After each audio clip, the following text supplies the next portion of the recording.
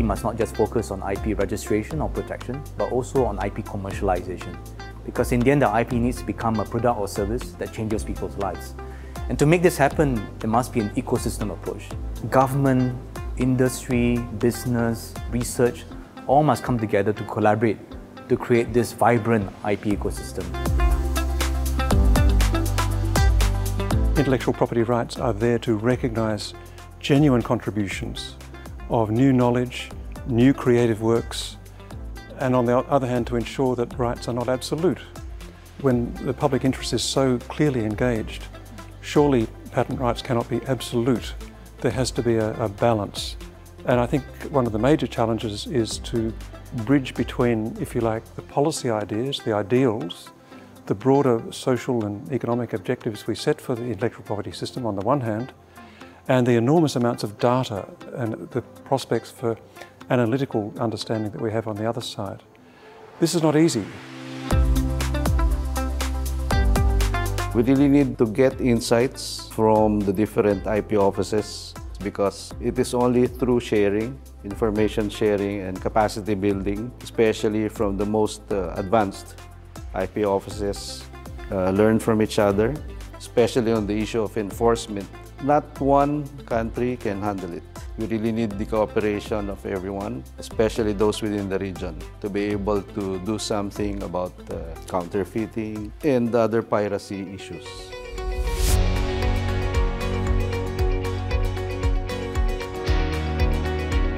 Trade secrets. That is one type of intellectual property. Most trade secrets are misappropriated when an employee leaves one company and joins another. The pandemic meant more people are living and working from home, so it's more difficult to manage your trade secrets because they're distributed geographically. So that problem is getting bigger. Copyrights and trademarks, all of these work together to help protect a business in the marketplace.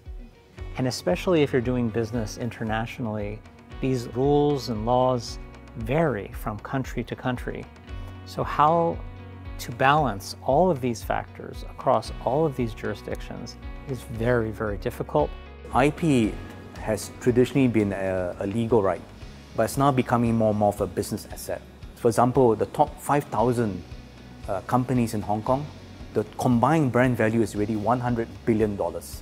If you look at the companies on the Hong Kong Stock Exchange, many of the companies, for example, Tengshin and others, have more of their value in IP and intangible assets than in hard assets. Because these companies are built around innovation, technology, new ideas and new brands.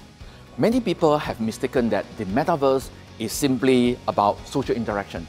In all factory right now is going towards using a digital twins, what we call industry metaverse, in order to improve the productivities and also to improve the efficiency of the factory in order to have an intelligent agent.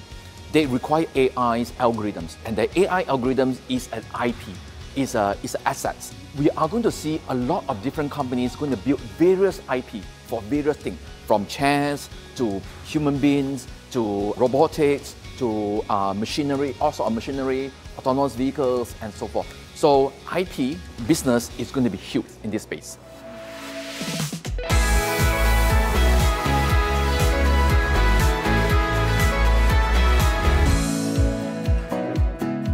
The past 2 years have been done virtually, and we are very happy to be here.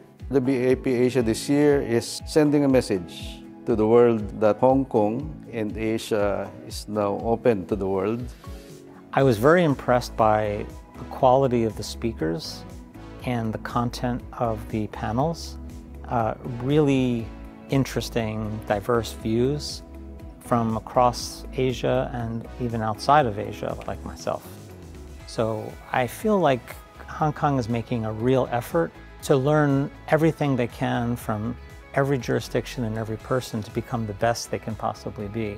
Clearly what's happening in Hong Kong is this very exciting development, this transition to being a trading hub for intellectual property as such. And it's that experience that, in fact, quite literally inspired us in the World Trade Organization to develop a project, and I'm showing it this work on trade in knowledge. which looks at exactly these issues.